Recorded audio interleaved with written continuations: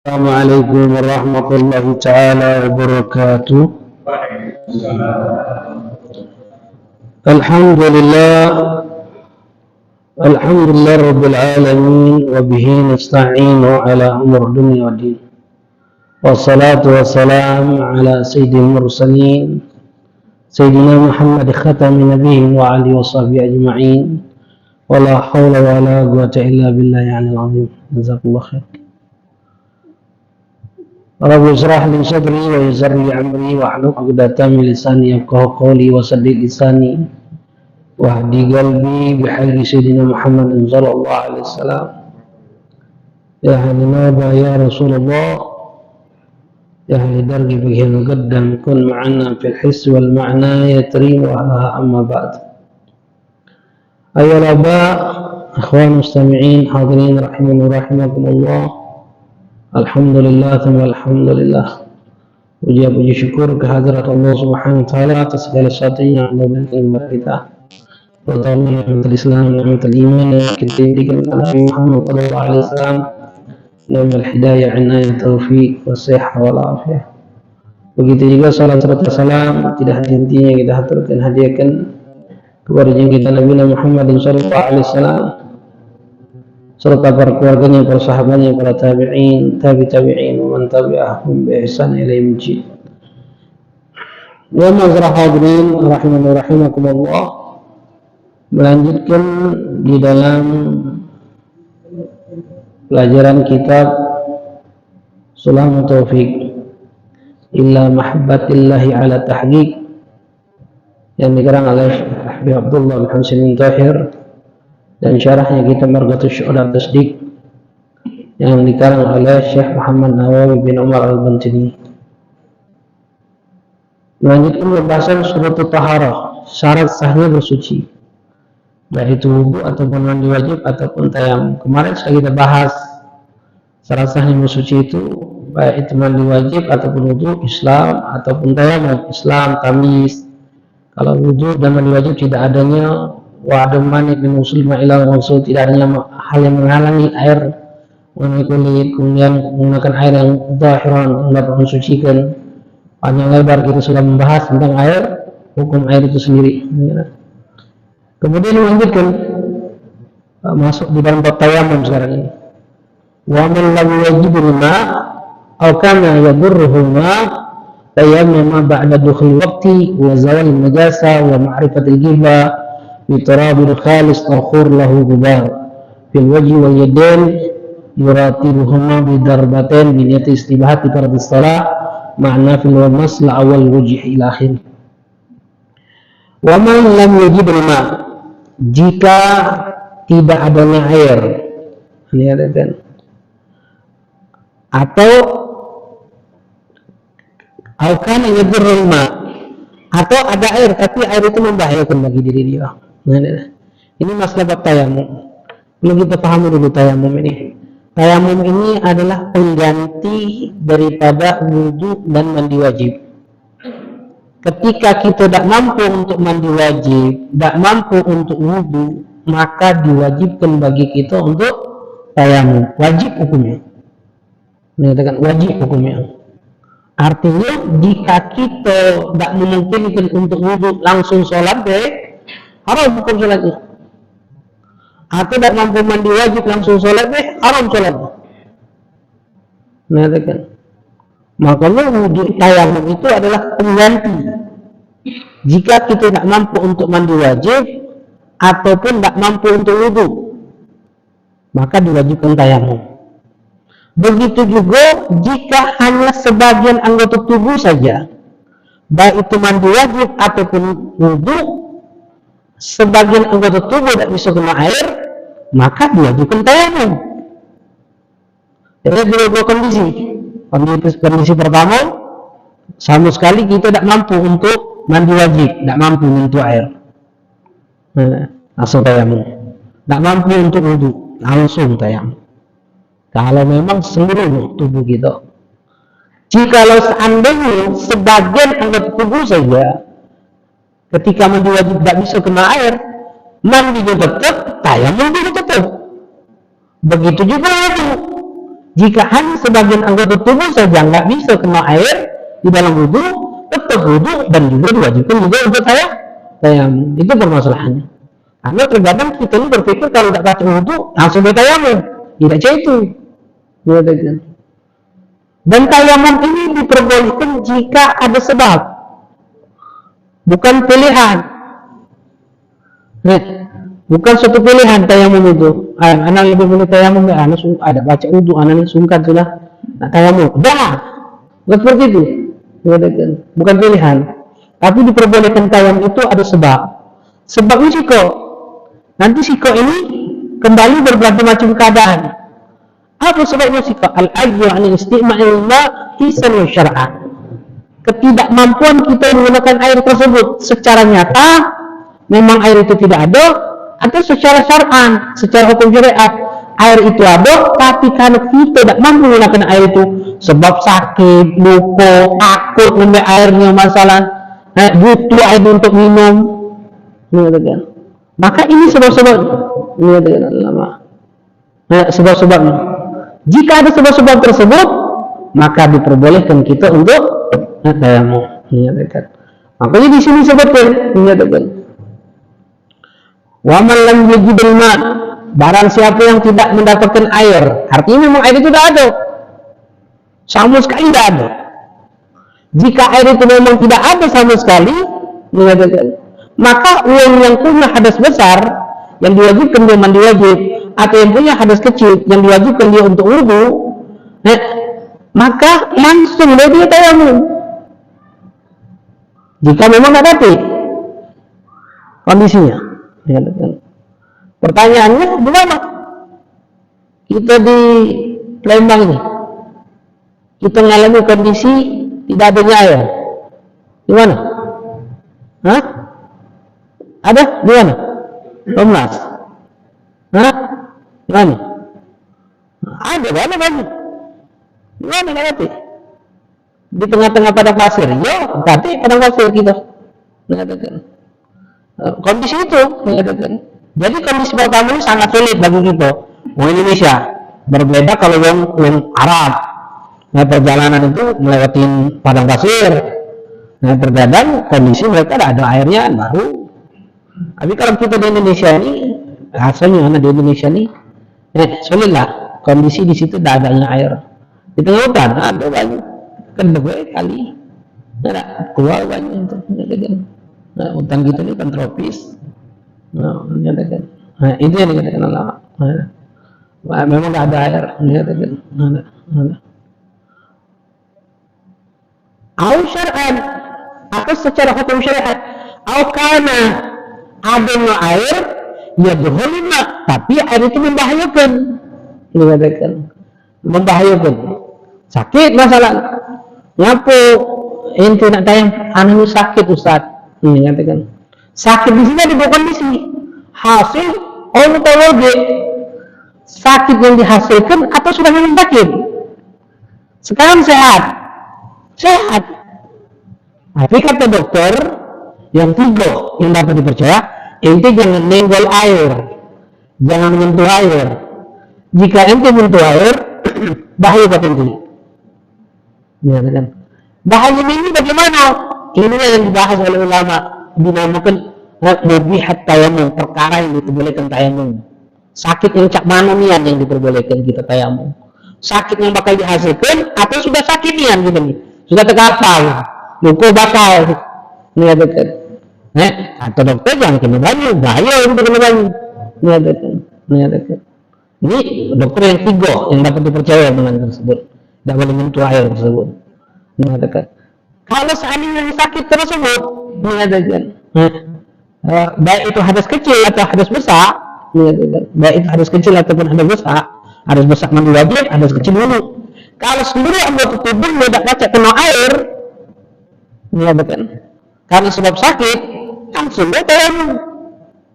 Tak boleh lagi dia mandi wajib, tak boleh lagi dia wudu jika seluruh anggota tubuhnya dari ujung rambut sampai ujung kaki atau di anggota wudunya seluruhnya tidak ada bagian yang bisa kena air, langsung dia tayamum.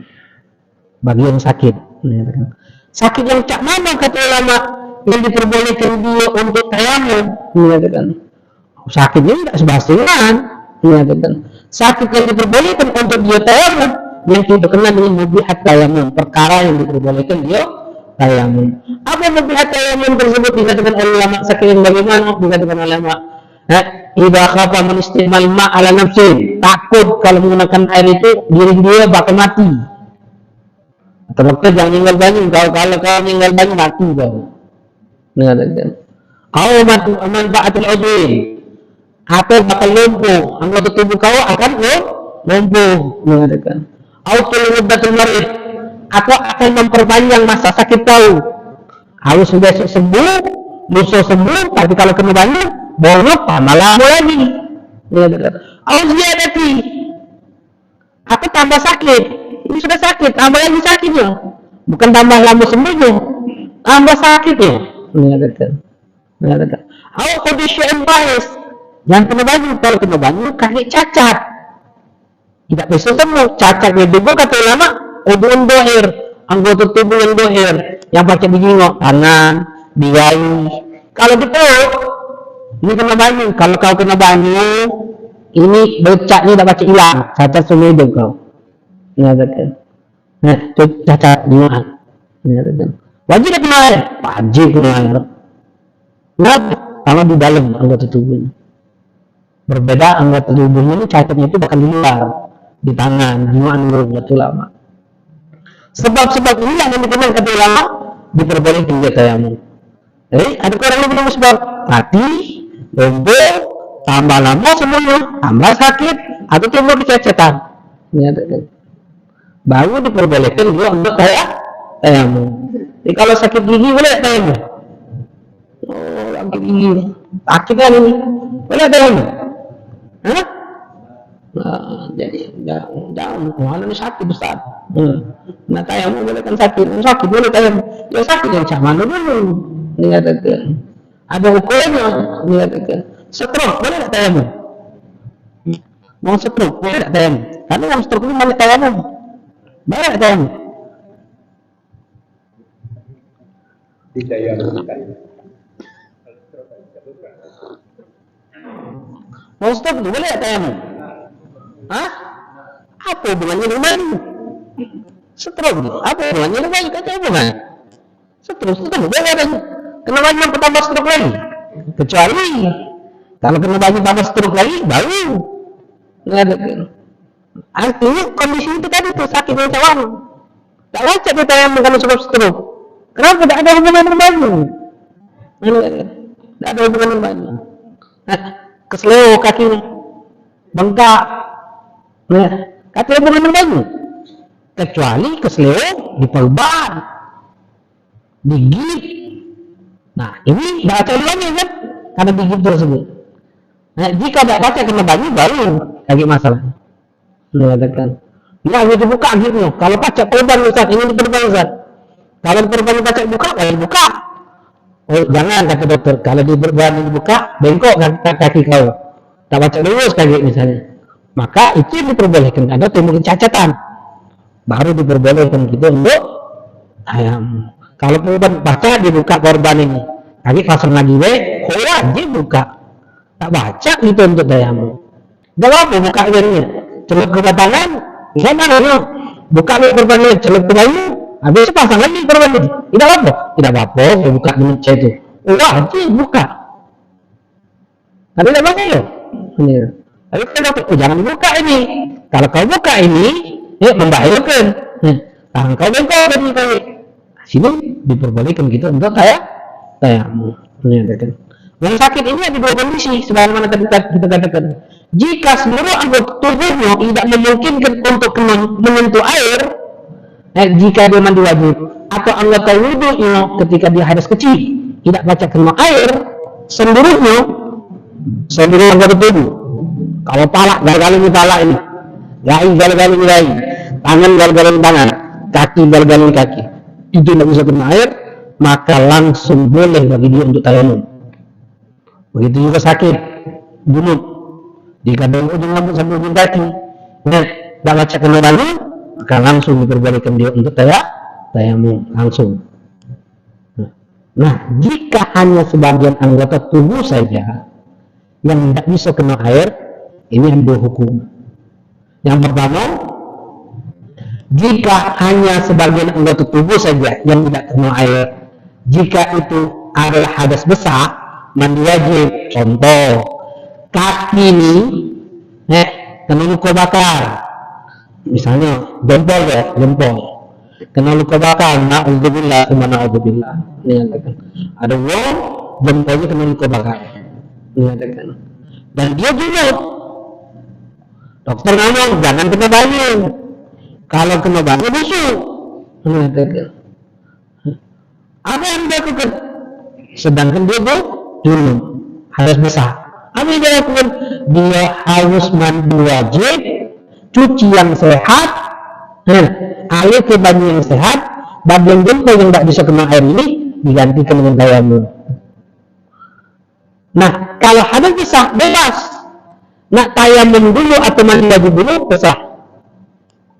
Nak tayamum dulu atau mandi wajib dulu terserah. Yang afdal apa? Tayamum dulu, habis itu baru mandi wajib. Itu yang afdal. Jadi tayamum dulu, sab, niat itu lagi dibahas. Tayamum, kemudian dia mandi wajib. Tayamum itu apa? Bagian tubuh yang bisa kena air. Itu kalau hadas besar masalahnya. Jika dia hadas kecil, ini jak tadi kemarin nanya. Jika dia hadas kecil, umum di apa namanya? Diimpus. Dia diimpus. Impus itu ditutup kamu lakban begini tuh kan? Ini lah dibuka, bukan yang buka-buka. Impusan itu, ini ada kan? Bahaya, ini gampang dan mudah kan? Lucu gini, ini ada kan? Bukan main buka-bukaan, impus itu. Sedangkan dia ini lemas. Nah, sholat, wajib sholat. Wajib sholat. Apa lagi yang kondisinya itu? Kalau yang sudah kondisi sakit-sakit itu, Allah, perhatikan masa sholat. Perhatikan masa sholat dia. Dia tahu ingat sholat dia. Jangan sampai dia mati dalam keadaan tariku sholat, meninggalkan sholat. Selesai. Kalau yang mati sudah meninggalkan sholat itu selesai juga. Mati su'ul khatimah dia. Minal kabair, dosa besar dia. Jadi Allah mengatakan, apa yang dia lakukan? Tetap dia wudhu. Nah, besar tangannya sama. Wudhu lah kok cuci lainnya. Nah, kalau wudhu ini tayamumnya ketika mencuci yang sakit, yang tidak baca yang kena air tersebut. Jika tangan ini tidak baca kena air, tangan ini kanan ini tidak baca kena air, apa yang dia harus lakukan? Dia wudhu, cuci ini, cuci tangan kiri sehat, tangan kanan yang baca kena banyu kita alirkan banyu. Setelah itu apa? Keringi, lap, handuki, yain dengan tangannya, tayamum. Usap debu ke wajah dan usap tubuh ke letak.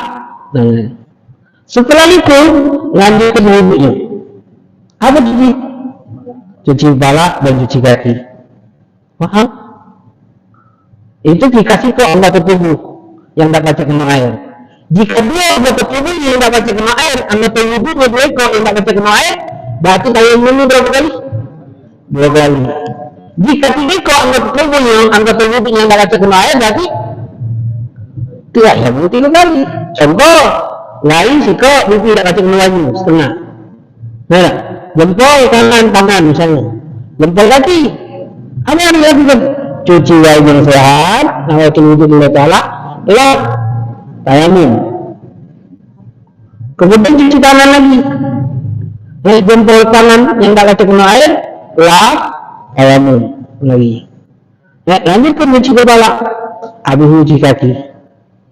Pas cuci kaki, dua kaki yang tidak baca kena air, tayamum lagi. Bukan langsung blok wudhu atau ganti tayamum, tidak seperti itu. Itu masalahnya. Kemarin tuh dia ngomong mana saat dia punya wabah kesulitan.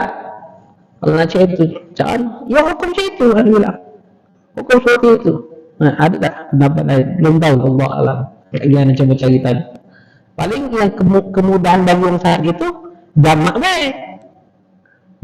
salat. Ya, jamak dia sholatnya, niatkan. Jamak dia sholat, niatkan ulama. Jamak takdim atau jamak takhir kemudian dikosor. Oleh pendapat yang mengatakan memperbolehkan orang yang sakit menjamak dan mengkosor sholat, niatkan. Itu yang mengingatkan dia. Tapi setiap sholat lagi tayamum, niatkan. Misalnya tayamum 3 kali kan, saya tadi 3 kali kan, sholat zuhur 2 kali kosor. Habisnya sholat asarnya sekali deh tayamumnya. Tayamum sekali deh untuk melakukan sholat asar. Apa bilang lagi? Tidak, boleh lagi. Asal tidak batal. Niatkan. Kalau batal, ulang lagi dari awal. 3 kali lagi seperti itu lagi. Itu kondisinya. Dan memang kita harus pahami, ketika sakit kita harus lebih sabar lagi. Nah, ketika sakit kita harus lebih sabar lagi untuk ibadah kepada Allah di dalam perkara yang wajib. Sehat nih kita nih, masya Allah. Nah, cuma males kayak gitu. Kalau sudah sakit takut gitu. Kalau tidak sholat itu mati, takut gitu. Nak maksudkan sholat ke dalam kondisi sakit itu luar biasa loh. Mengatakan, makanya nak sabar. Mengatakan, kalau seperti itu orang yang sakit. Mengatakan. Atau contoh lagi, air itu dibutuhkan kata ulama. Mengatakan. Atau dicontohkan lagi kata air itu dibutuhkan. Dibutuhkan apa? Dikatakan, dibutuhkan untuk misalnya minum. Sebagaimana ihtiyat kalau dalam kitab Safinah itu ihtiyat li hewan muhtaram, dibutuhkan akan hewan muhtaram, dibutuhkan air tersebut untuk minum hewan muhtaram. Contoh ada banyak berjalan melewati padang pasir, dalam perjalanan tersebut kita lihat ada banyak sedikit sebotol. Air ini kalau kita gunakan untuk wudhu, ada hewan muhtaram, hewan yang tidak boleh dibunuh, itu akan kehausan. Siapa hewan itu? Baik itu manusia ataupun binatang. Manusia itu hewan kan? Hewan lunatik. Manusia itu adalah hewan yang mampu untuk berbicara. Kehausan. Mana yang harus kita dahulukan? Wudhu menggunakan air ini, atau air ini biarkan untuk minum sekarang atau kadek nanti, dan kita tayamum. Kata ulama, kalau ini hewan muhtaram, wajib kita tayamum, biarkan air ini untuk minum mereka. Baik itu ayam, kambing, ataupun manusia. Nah, itu hewan muhtaram. Boleh tak bunuh kambing? Kita bunuh kambing boleh tak? Hah? Bunuh kambing boleh? Bunuh ayam boleh tak? Haram. Kenapa? Hewan muhtaram, kecuali ada garam. Ada tujuan dengan cara disembelih nak dimakan, dan dimanfaatkan daging. Harus untuk dimakan. Ustaz, anak bunuh kambing, mbak kulitnya besar, anaknya Ustaz. Haram. Kalau mbak kulitnya bunuh kambing untuk mbak hatinya deh. Haram. Harus bisa dimanfaatkan dalam-dalamnya. Apalagi nembak burung itu. Ada yang nembak burung. Apa ini? Haram bunuh binatang itu. Haram bunuh binatang. Bunuh iwa. Apa ini? Iwa. Kita bunuh. Apa ini? Haram. Nyatakan. Haram bunuh iwa. Kecuali ada tujuan. Misal ini. Bunuh cacing.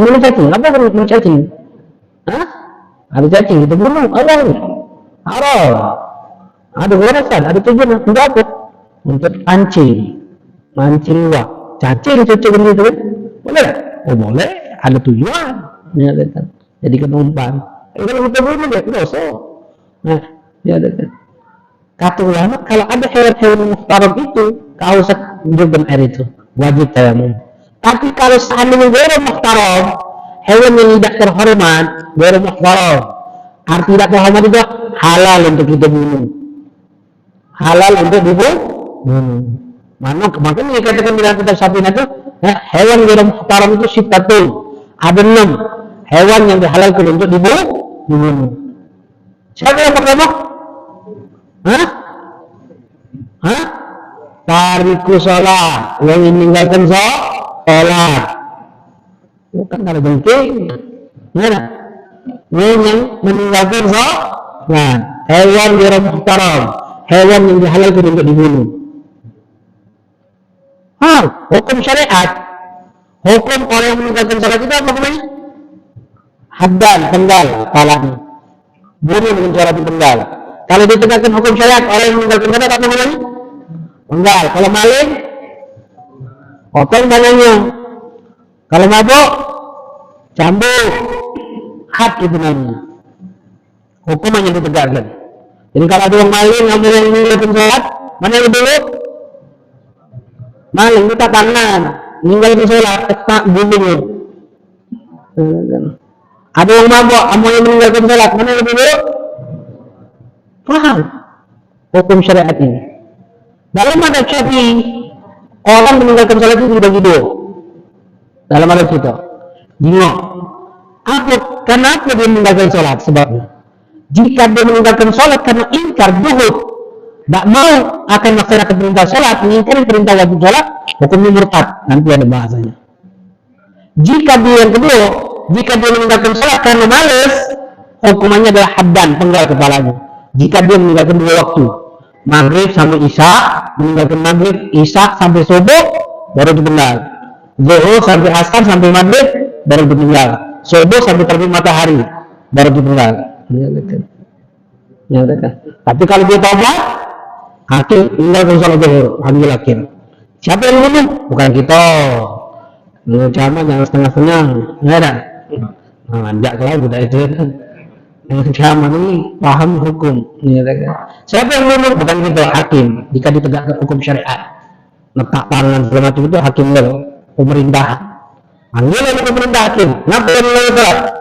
Nah, lesu aku. Nah kalau kau meninggalkan sholat lagi, ya dah. Penggal kau. Ya sudahlah, penggal lah. Nah, jika sudah maghrib, zuhur meninggalkan, asar masuk maghrib masih meninggalkan sholat, baru penggal.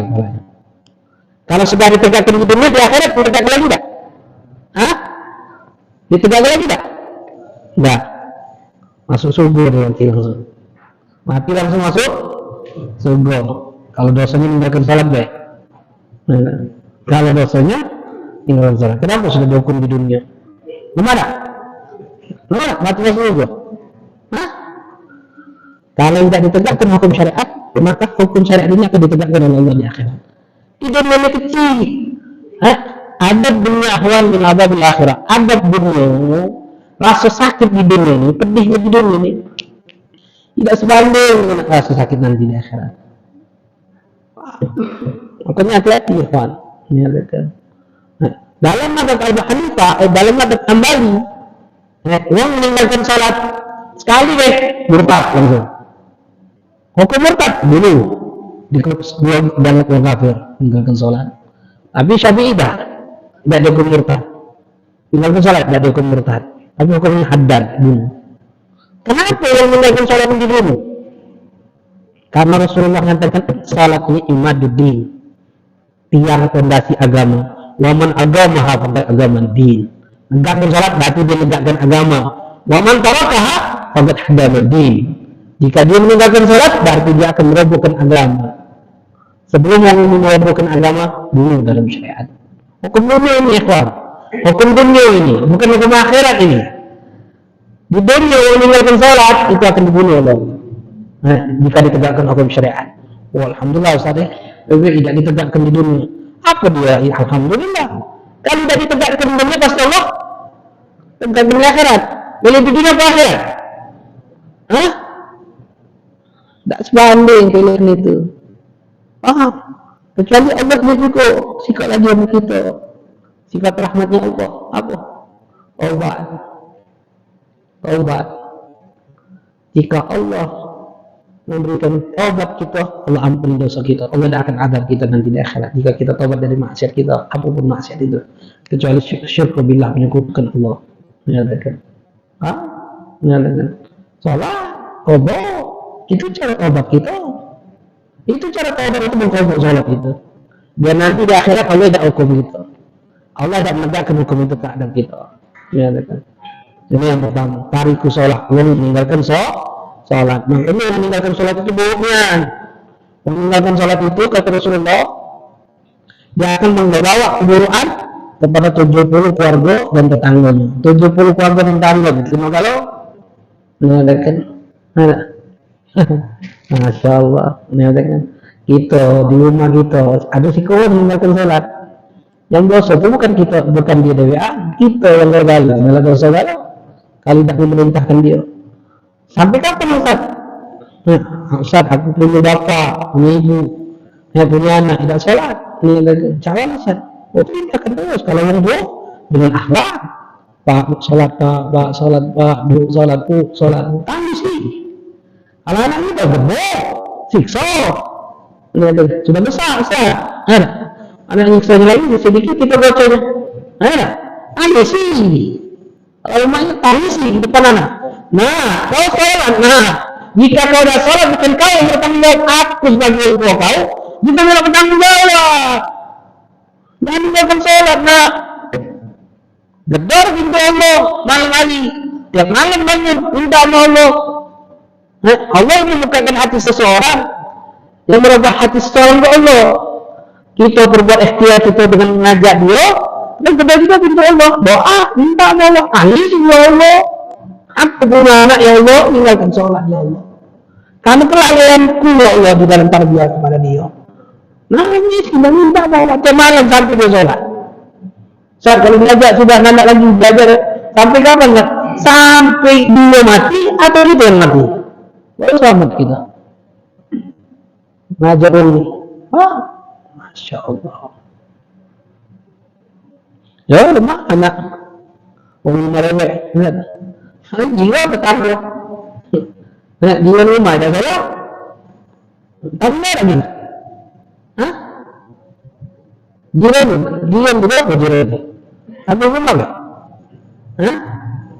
Pakul ke kanan, pakul ke kiri, pakul ke depan, pakul ke belakang. Nah jiran itu. Mana kita? Allah. Tarik ke sholat yang kedua. Yang kedua adalah hewan yang muhtaram, hewan yang dihalalkan untuk dibunuh. Zina muhtar. Orang berzina sudah punya bini atau punya laki. Dan ini yang zinanya dulu. Dari muhsan dan muhsan. Dia yang pertama adalah muhsan yang sudah punya laki atau punya bini. Hukumannya adalah bunuh dengan cara rajam. Yang kedua adalah zina dari muhsan. Dia bujang atau gadis, dia berzina. Hukumannya dan bunuh. Dia muhtaram. Hukumannya cuma cambuk. Dia tak boleh dibunuh. Ini muhtaram kalau tidak induk dan untuk dia. Tapi kalau sudah punya laki, sudah punya bini, kalau dia berzina, hukumannya adalah rajam, lempar batu sampai mati. Lempar batu itu rajam itu bagaimana hukumnya? Lempar batu itu, rajam itu batunya tidak boleh besar, tidak boleh kecil, sedang lemah, dan dilemparkan ke badan, tidak boleh kepala, sampai dia mati. Kalau lempar kepala, sedikit tanda, kacau, mati, badan. Sampai dia mati, sampai dia mati. Itu hukum dunia.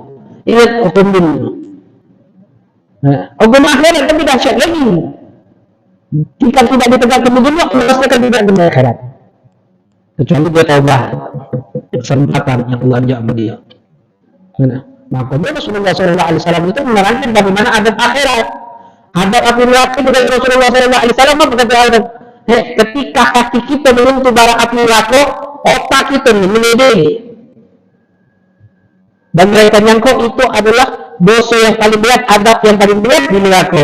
Padahal itu adalah adab yang paling ringan di dalam neraka. Masya Allah. Na'udzubillah. Hati yang zina. Siapa yang dulu? Pemerintah, bukan kita. Lalu yang ketiga apa? Murtad, yang keluar dari agama Islam. Hukumannya haddad, bunuh dengan cara dipenggal. Siapa yang bunuh? Bukan kita, pemerintah. Yang keempat, ini baru kita nanya. Siapa? Kafir harbi, kafir yang memerangi Muslim. Wajib setiap Muslim perang. Halal lah, halal. Ini pemerintah enggak, kita yang bebas atau bunuhnya. Tidak ada apapun bebas. Karena dia memerangi Muslim. Yang kelima, anjing gila, kalbu kabur. Anjing gilo, syaratnya gilo. Anjing tetangga, gitu. Nah, haram. Anjing gilo syaratnya. Nah, yang keenam hindir babi. Gilo dan gilo, sunnah untuk dibunuh. Tiga ini kita yang bunuh, tiga lagi pemerintah yang mengatakan. Sholat, meninggalkan sholat, berzina, ini laki punya ini, murtad, ini pemerintah. Kafir harbi, kafir non muslim, anjing gilo, babi, itu kita yang mengatakan. Mereka ini dikenal hewan yang haram, hewan yang dihalalkan untuk ditumpahkan darahnya. Jika ada air, dia kehausan, dia meninggalkan sholat, maka wajib air ini kita gunakan untuk wudhu, biarkan dia mati kehausan. Tak boleh kita tunjukkan dia, tak boleh kita tayamum. Kenapa? Karena ghairu muhtaram. Hewan yang dihalalkan untuk ditumpahkan, apalagi nak dijadikan kawan, nak sholat, nak dijadikan kawan, nak dijadikan menantu, nak dijadikan laki, nak dijadikan bini, meninggalkan sholat, lagu kita sholat betul, masya Allah, merah. Anak buah kita tidak sholat, kita yang bertanggung jawab nanti. Kalau kembali, kalau kemasyakolah nanti rakyati, setiap kalian pemimpin, kalian akan bertanggung jawab atas apa yang kalian pimpin. Kita nih kalau baca memimpin hidup nih, memimpin ini kita lagi buat, apalagi nak memimpinmu, ini bukan memimpinmu. Masya Allah. Nah, berebut ambil amanat. Berebut ambil amanat. Allah jelaskan amanat itu, Masya Allah bangetnya. Kata Allah, inna arana amanata ila samawati wal ardi wa jibali fa'ahbayna innahmunaha wa asfaqna minha wa hamalat insan innahu kana zaluman jahula. Kami tawarkan amanat ini kata Allah ke langit, amanat ini kata Allah sudah tawarkan ke langit lagi, amanat ini ditawarkan ke langit. Nah, bagaimana amanat? Nolak. Bumi. Nah, bagaimana amanat? Nolak. Gunung yang kokoh dan kuat itu, gunung ditawarkan, nolak. Wasfaqna minha, takut nolak. Bagaimana? Takut bebas dengan amanat, takut khianat dalam bidang amanat. Wah, amalan insan, manusia belum dalam bidang amanat. Innahu kana zaluman jahula. Karena di dalam diri mereka ada kezaliman dan kebodohan. Itu ngawak diri itu lagi berat, mau nanggung jawab.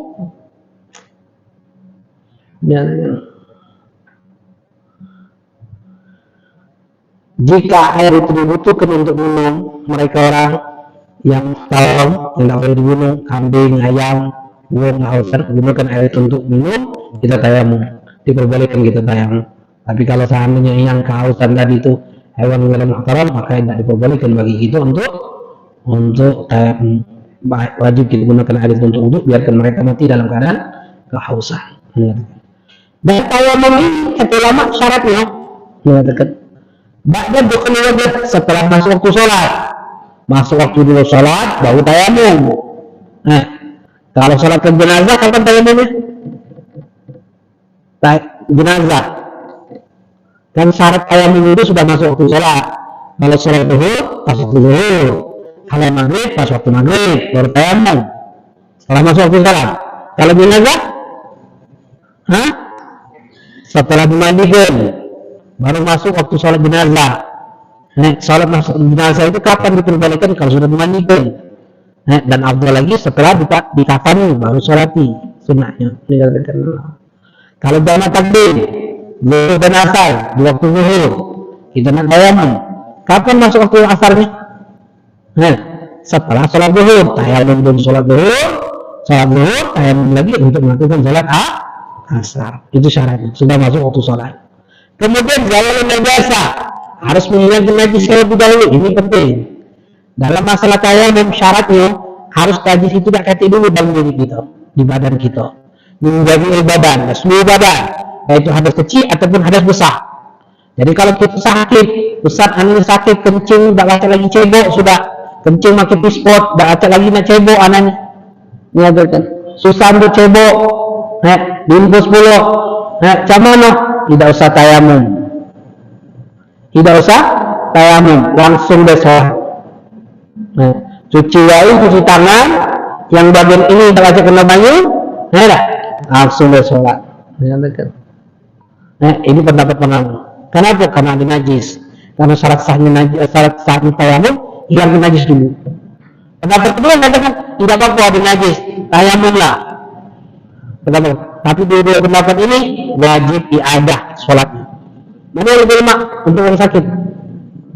Hah? Yang pertama, kalau sholat tayamum, sholatlah. Kenapa? Karena kaget wajib iadah. Ulangi lagi sholatnya. Karena syarat tayamum harus hilangin najis. Beda kan wudu. Kalau wudu tidak syarat harus hilangin najis dulu. Misal contoh, belak, habis belak, belum cendol, wudu. Nah, saya wudu.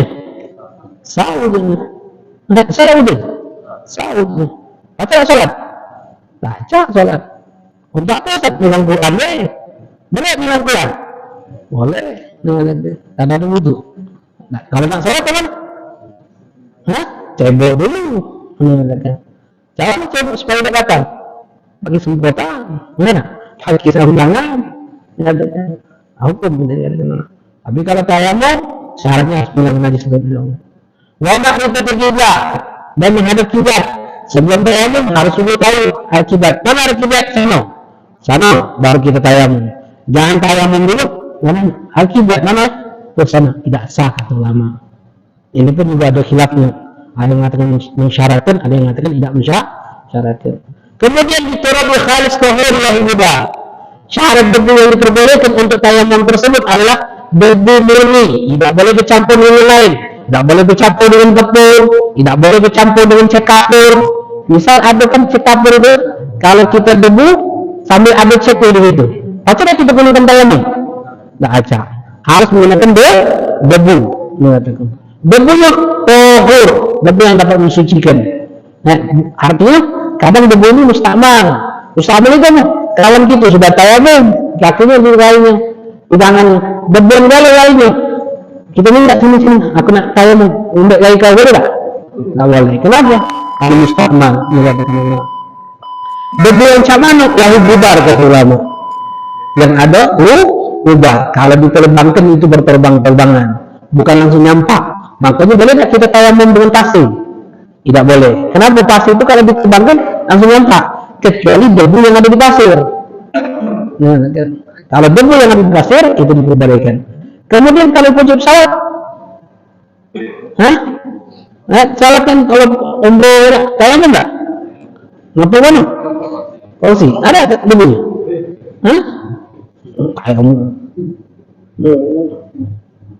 Itu cuma orang yang berangkat umroh, haji, cuma yang dipikirkan belajar umroh, dia harus mempelajari hukum sholat. Kalau sholat bakal diharamkan, buat apa? Apalagi melakukan umroh sunnah, umroh yang kedua, ketiga, keempat, ini sunnah, meninggalkan sholat lagi. Apa dia manfaat umroh itu? Melepaskan sunnah untuk meninggalkan pakaian wajib. Macam-macam. Tidak ngerti lagi sekarang. Makanya perhatikan ketika kita nak melakukan umroh, ajar hukum syariat. Wudhu amalkan pucuk pesawat. Pucuk pesawat apa sebab kita tayamum? Hati kamu, banyak tak? Wudhu lah dengan banyak tersebut. Beda cuci tangan, cuci pala, semua kaki, selesai tak? Sah. Nepuk. Kursi depan itu nepuk. Ada di dalam. Ada tidak? Syarat tayamum pakai debu, bukan pakai bayangan, bukan pakai perasaan. Bilal dan iratin huma. Wallahu a'lam. Nanti kita lanjutkan cara kebiasaan tayamum tersebut. Ada yang ditanyakan lagi? Nanti Allah alam bisa ingatkan baik, mumpung masih banyak ingatkan tanggal 1 Januari tahun lalu kalau baca asal melok tak usah melok jagoan bini kita hidup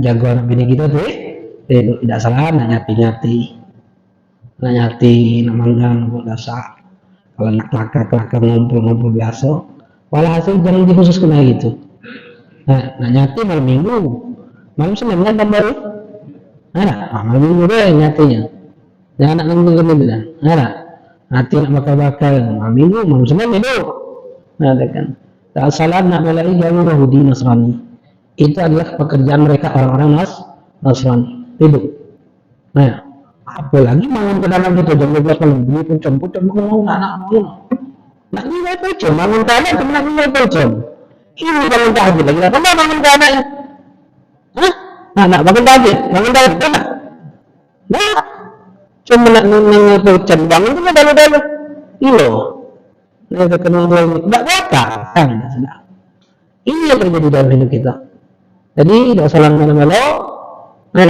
tidak boleh, misal kami nak berzikir sudah, tidak boleh lah. Ini berzikir sambil nak jam 2 dia, yang lain 70, so boleh lah. Iya. Ini yang terjadi zaman sekarang ini. Hati-hati ya kawan. Ini cuma nasihat mas. Ini kan. Nah, mudah-mudahan bisa kita amalkan. Jaga diri kita dan keluarga. Wabil khusus, wa'anfusakum wa'alikum nara.